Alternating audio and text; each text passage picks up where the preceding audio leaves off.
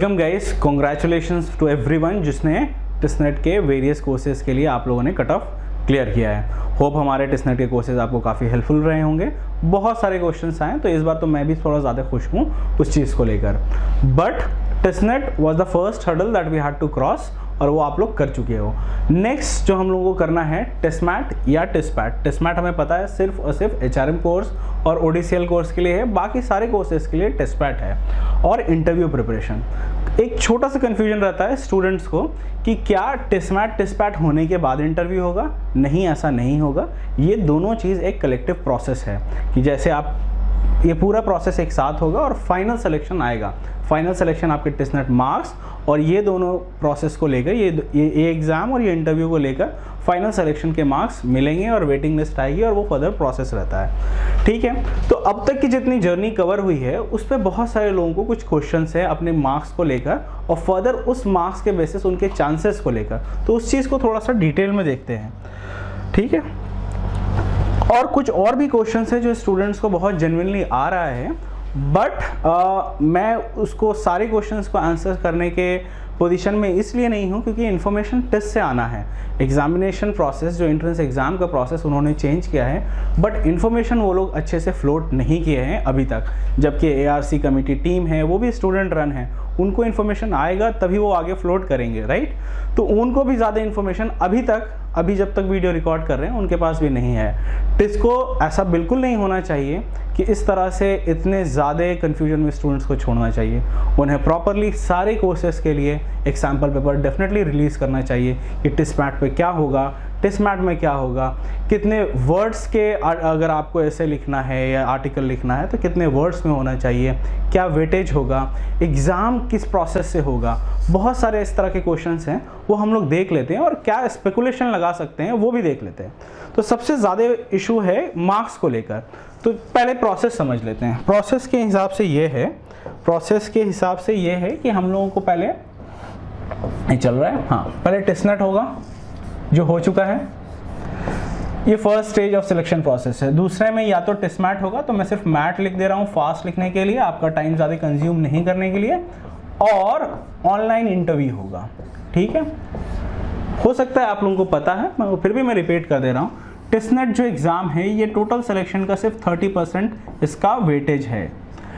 Mat या PAT इसका weightage है 40% और ये जो ऑनलाइन इंटरव्यू है इसका वेटेज है 30%।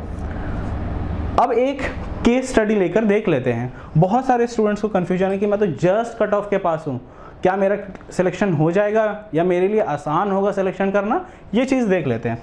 तो लेट सपोज HRM की ही बात करते हैं क्योंकि सबसे ज़्यादा लोग इसके लिए ज़्यादा परेशान होते हैं। एनीवे, उस पर अलग बात होगी। तो इसका कट ऑफ कितना आया है? 68। ठीक है, जो एक्सपेक्टेड था उससे कम ही आया है।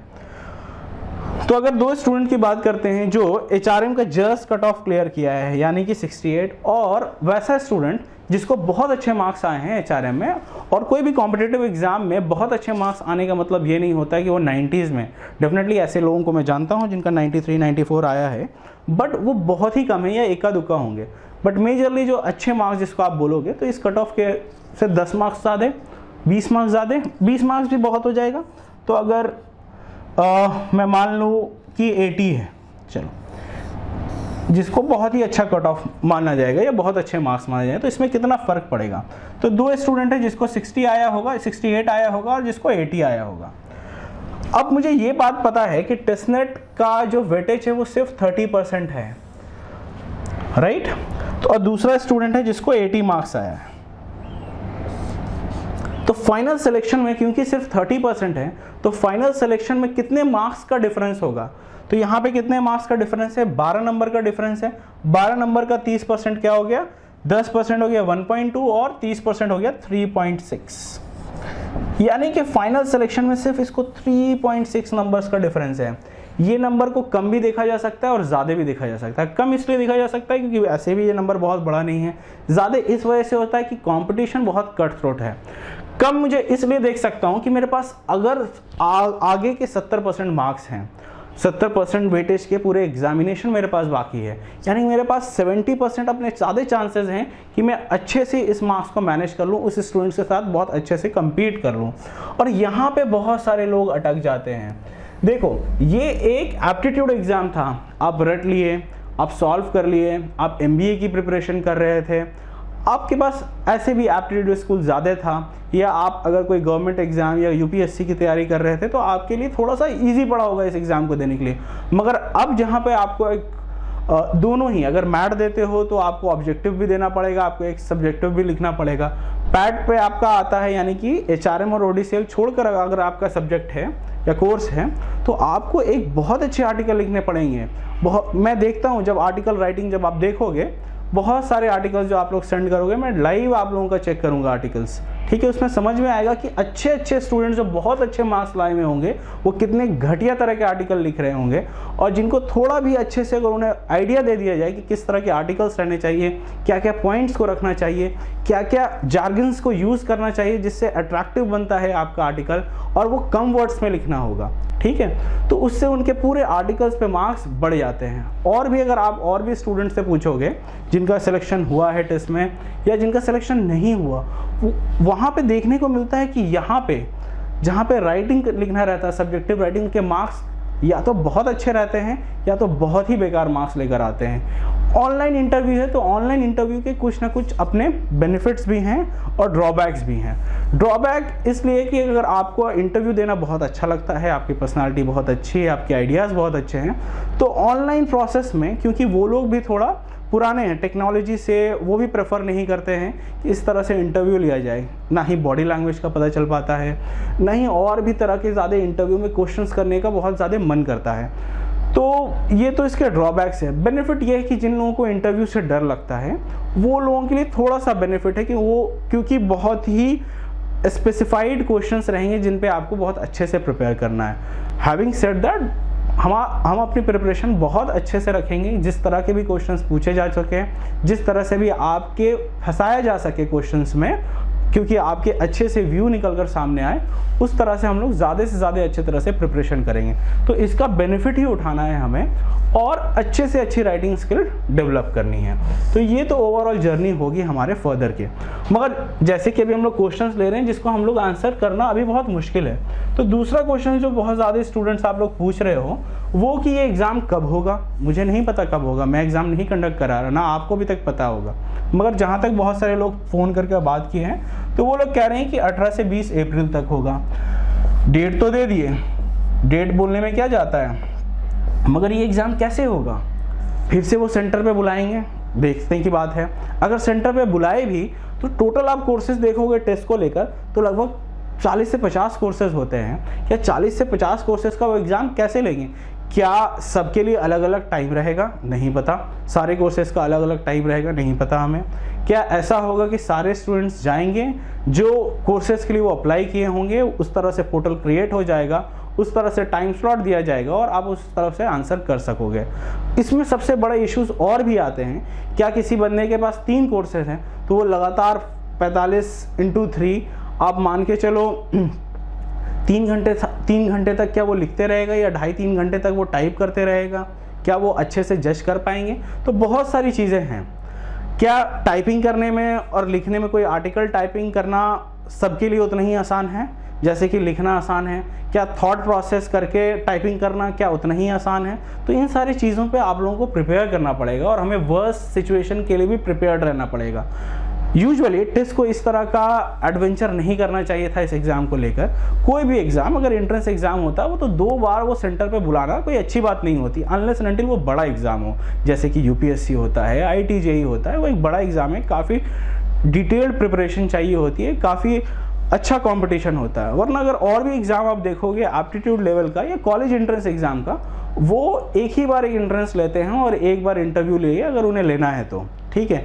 ये मिस एडवेंचर हैं और इस चीज़ को वो अच्छे से सेटल भी नहीं कर रहे हैं और अभी तक सेटल नहीं किए हैं, जबकि एक टेंटेटिव डेट भी है कि 18 से 20 तक आपको करना है। तो ये अच्छी बात तो नहीं, मगर जैसी भी बात है हमें इसी सिचुएशन में प्रिपेयर करके रहना है। आई होप आपको बात समझ में आ रही होगी। ना हमारे पास इन्फॉर्मेशन है, ना टेस्ट इन्फॉर्मेशन रिलीज़ कर रहा है। और दूसरी चीज़ भी देख लेते हैं और पॉइंट्स क्वेश्चंस कैसे होंगे, तो क्वेश्चन कैसे होंगे, अगर वो सैंपल पेपर उन्हें देना चाहिए था कि क्वेश्चंस कैसे होंगे, बट इससे हम लोगों को मेजरली पता है कि पिछले साल तक जिसको पीआईटी कहते थे उसमें क्वेश्चंस कैसे आते थे पर्टिकुलर सब्जेक्ट से, उस लाइन पे अगर हम लोग रहेंगे तो हमारी प्रिपरेशन बहुत अच्छे से हो सकती है। तो ये बड़ा क्वेश्चन नहीं है। दूसरा है कितने वर्ड्स लिखने होंगे। नॉर्मली 400 से 500 वर्ड्स लिखने रहते हैं, अगर 2 क्वेश्चन रहता है तो 200 से 300 वर्ड्स के 2 क्वेश्चंस रहते हैं। तो अब देखने की बात है कि कैसा रहेगा। उन्हें एक सैम्पल पेपर ज़रूर देना चाहिए था हर कोर्सेज के लिए, क्योंकि इस तरह के बेसिक डाउट्स स्टूडेंट्स के माइंड में ना रहें और उनकी प्रिपरेशन अच्छे से अच्छी रहे।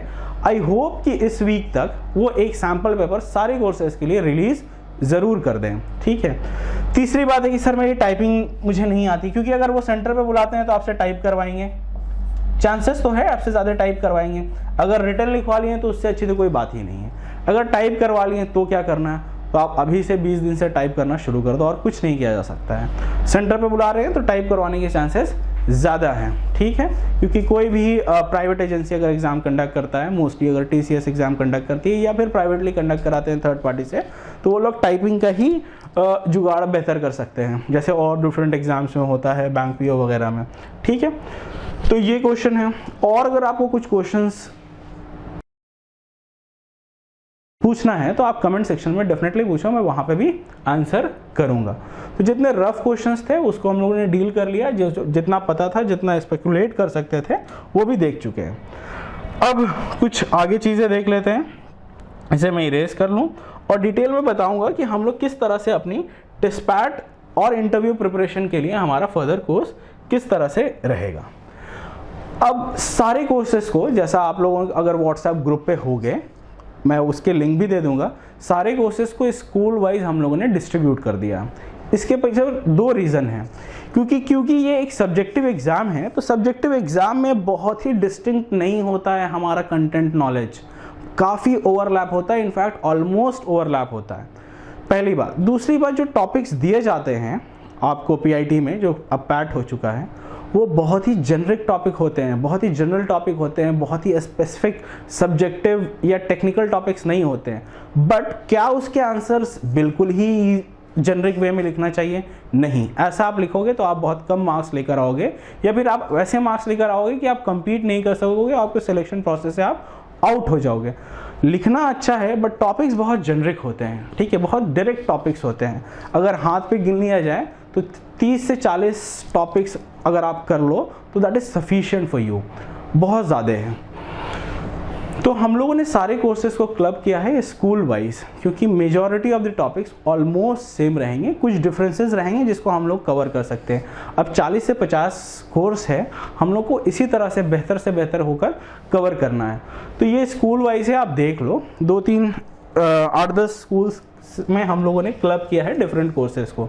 तो मेजर कोर्स जो है आपका HRM का कोर्स है, वो आप देख लो। लेबर स्टडीज़ है जो ग्लोबलाइजेशन एंड लेबर हुआ करता था। BA एनालिटिक्स कोर्स है, ये कोर्स के लिए उनको डेफिनेटली एक ऑब्जेक्टिव एग्ज़ाम करना चाहिए जिसमें फंक्शंस पे, ग्राफ्स पे, स्टैटिस्टिक्स पे, अगर कोर्स में अगर नहीं लेते हैं, टेस्पैट लेते हैं, तो इन पे तो एक्चुअली एक ऑब्जेक्टिव ही एग्ज़ाम होना बेहतर होता था, और इंटरव्यू में स्टैट्स का नॉलेज डेफिनेटली चेक होगा। तो उस चीज़ के लिए तो प्रिपेयर करेंगे, क्योंकि सैम्पल पेपर अवेलेबल नहीं है तो हम लोग कुछ ज़्यादा चीज़ नहीं कर सकते हैं। ODCL सिमिलर है HRM के लिए, और सोशल एंटरप्रेन्योरशिप इस पे काफ़ी अच्छी बात हो सकती है और काफ़ी ही अच्छा कोर्स है। एनीवे, हम लोग सारे कोर्सेज में नहीं जाएंगे, बस मैं आपको दिखा देना चाह रहा हूँ कि सारे कोर्सेज को हम लोगों ने किस तरह से क्लब किया है। वो भी बहुत सिंपल है, जिस तरह से टेस्ट में स्कूल्स बने हुए हैं उस हिसाब से सारे कोर्सेज को हम लोगों ने क्लब किया है, क्योंकि जो हमें कंटेंट चाहिए, ये कंटेंट जो हम लोगों को पढ़ना पड़ेगा, वो मेजरली सब कुछ सिमिलर रहेगा, 90% सिमिलर रहने वाला है, ठीक है। तो और कुछ कोर्सेज को जो क्लब किया है वो आप देख लो।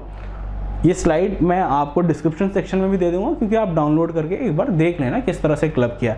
और सारे ही कोर्सेज के लिए, सारे ही स्कूल्स के लिए हमारा एक व्हाट्सएप ग्रुप भी बना हुआ है, उसके भी लिंक्स मैं दे दूंगा, ठीक है। तो आप बेफिक्र रहो, देख लो अपने कौन कौन से कोर्सेज हैं, कहाँ पे आपके कोर्सेज हैं। ये पब्लिक हेल्थ के कोर्सेज हैं, इससे पहले शायद ये MSW के कोर्सेज थे सारे, ठीक है।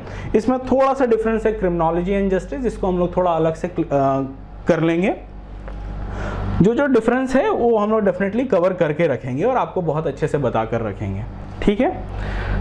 फाइन, अब हम लोग बात करते हैं कि हमारी प्रिपरेशन कैसी होगी, क्योंकि दोनों चीज़ करना है, टेस्टमैट या टेस्टपैट और इंटरव्यू प्रिपरेशन करना है। तो पहली बात कर लेते हैं कोर्स कंटेंट की। कोर्स कंटेंट हम लोग कैसे आपको देंगे, किस तरह से कोर्स रहेगा, क्या क्या चीज़ें होंगी, डिटेल में एक एक पॉइंट पे बात कर लेते हैं।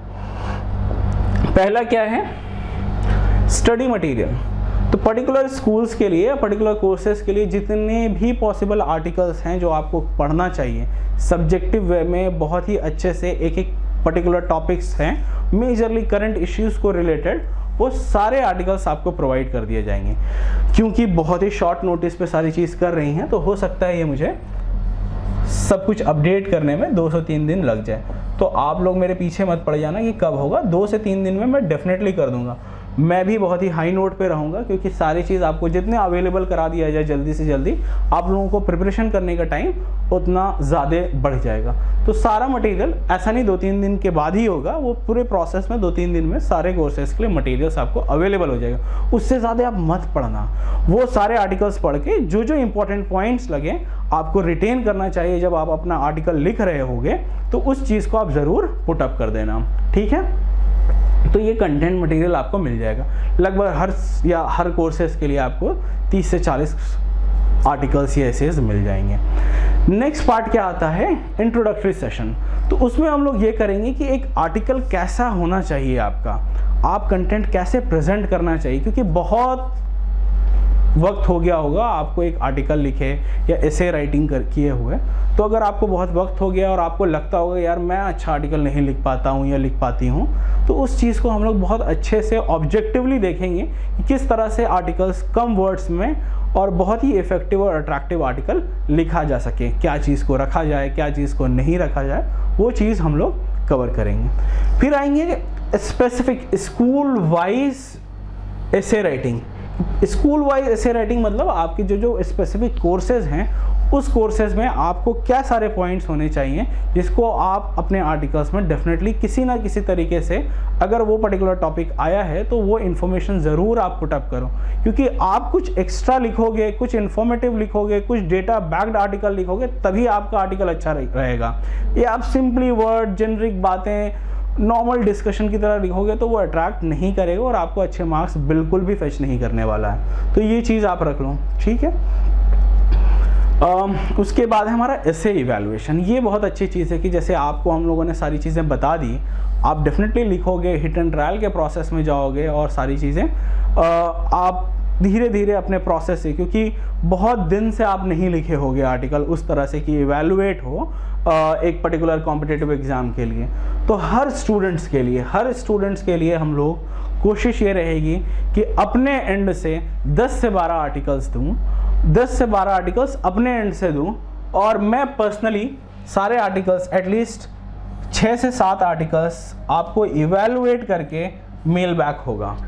डिटेल में इवैल्यूएशन होगी, सारी चीज़ बताई जाएगी, कहाँ पे आपने मार्क्स लूज़ किया, क्या चीज़ आपको नहीं करना चाहिए था। और ये 6-7 बार जब इवैल्यूएशन होगा तब आपको और क्लियर हो जाएगा कि आप अपने आर्टिकल्स में क्या चीज़ मिस कर रहे हो, कहाँ पे बहुत यूजलेसली वर्ड यूज़ कर रहे हो, और भी बहुत सारी चीज़ें जो हम लोग डिटेल एसे राइटिंग का जब क्लासेस होंगी उसमें हम लोग इस चीज़ को कवर करेंगे। बहुत ही अच्छे क्लासेस होने वाले हैं। इसमें मान लो अगर जनरल सेशन होता है तो 1 से 2 लाइव सेशन होंगे। यहाँ पे 1 से 2 इसको भी रख लो, और स्कूल वाइज भी 2 से 3 सब स्कूल्स के अलग अलग से। तो काफ़ी इंटेंसिव प्रिपरेशन होने वाली है।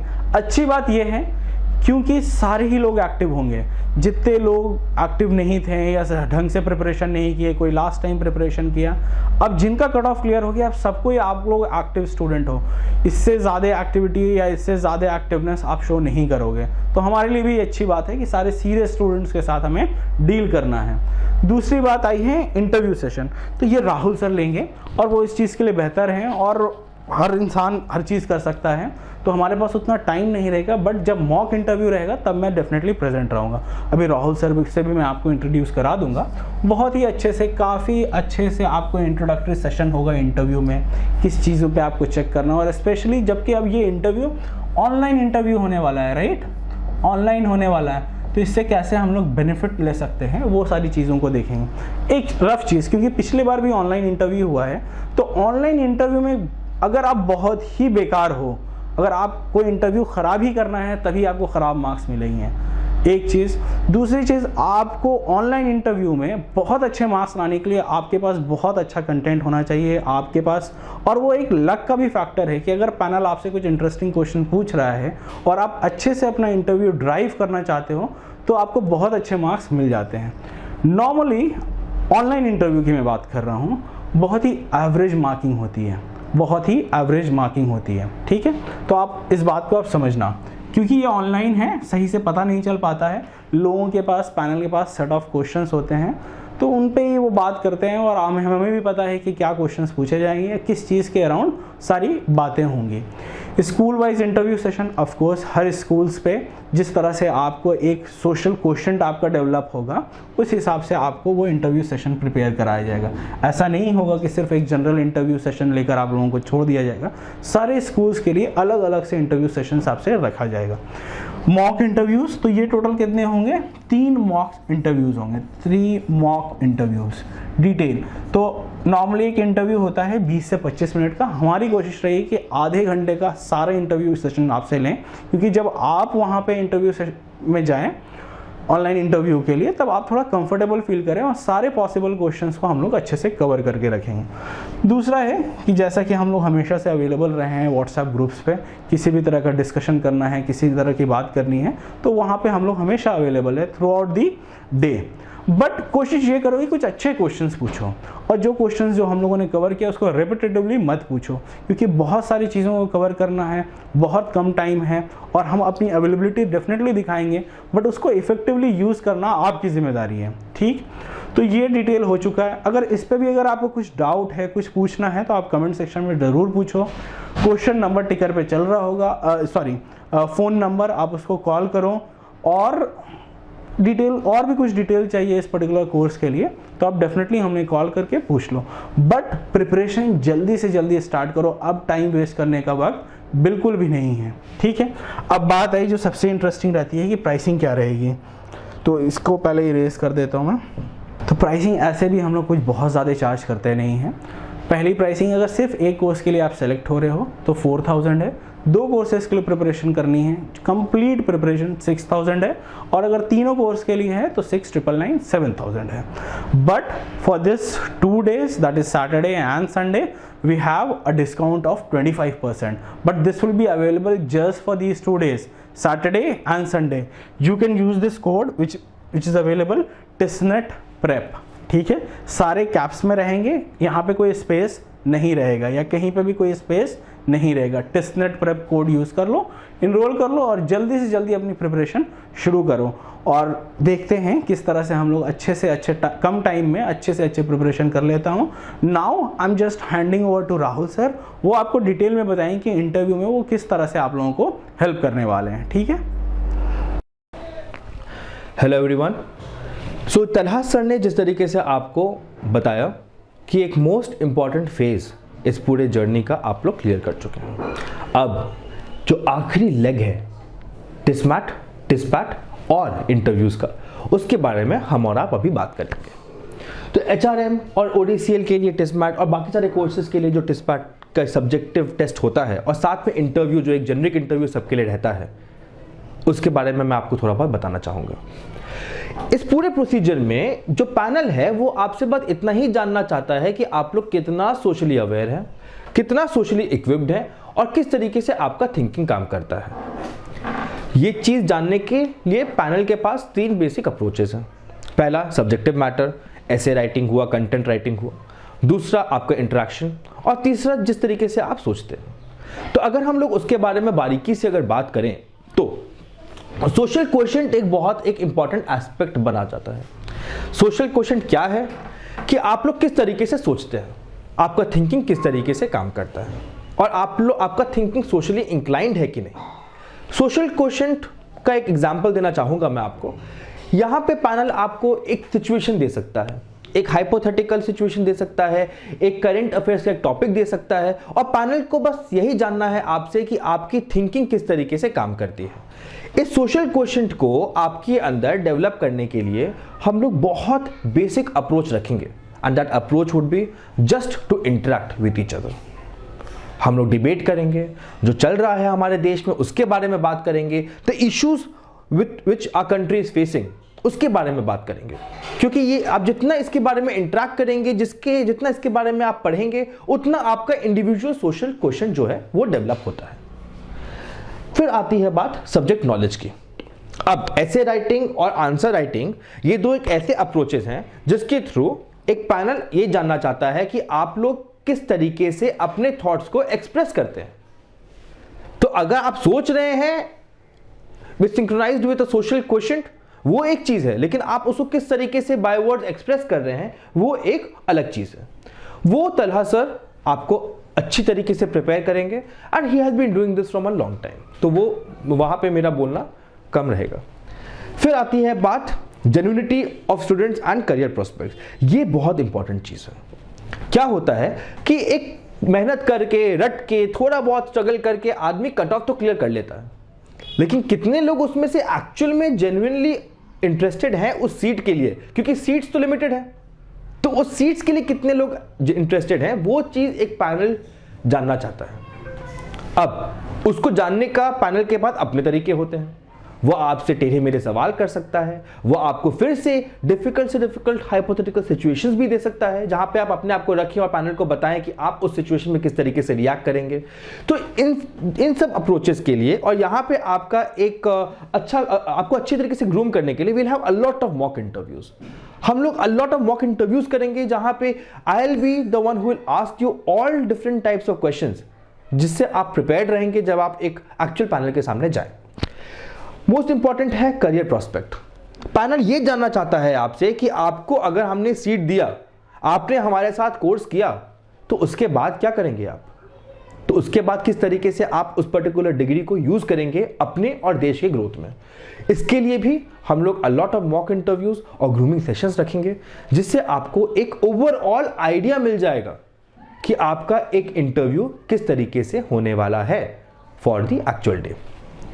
तो मेरा आप लोगों से यही रिक्वेस्ट रहेगा कि नीचे एक टिकर पे you can see a number that is going on, आप उस पर कॉल करें, जल्दी से जल्दी एनरोल करें, और अगर आप सीरियस हैं तो बाकी आप टेंशन मुझ पे और तलहा सर पे छोड़ दें, क्योंकि हम लोग ये चीज पिछले 5-6 साल से करते आ रहे हैं, और हम लोग हर तरीके के स्टूडेंट्स ग्रुप के साथ काम किए हैं, and we have had our own success rate. हमें मालूम है कि अगर आप सीरियस हैं और फिर भी अगर आपकी कहीं डिफिकल्टी है, तो उसको किस तरीके से ऊपर लाना है और उसको क्लियर करना है। तो जल्दी से जल्दी एनरोल करिए, और I hope to meet you all very soon.